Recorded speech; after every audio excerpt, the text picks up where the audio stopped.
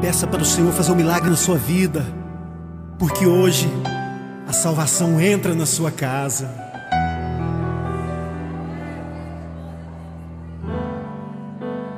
Como Zaqueu,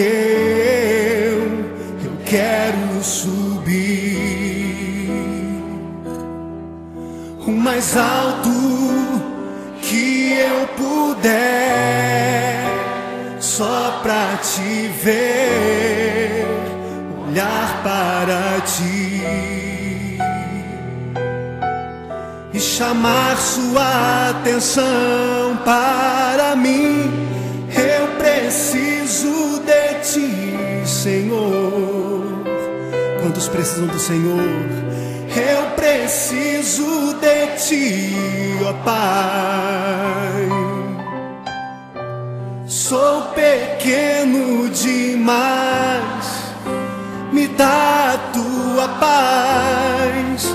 Largo tudo pra te seguir.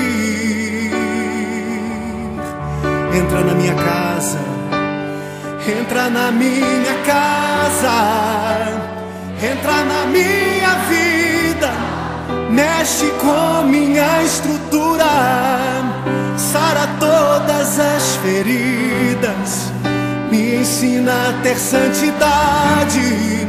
Quero amar somente a ti, porque o Senhor é o meu bem maior.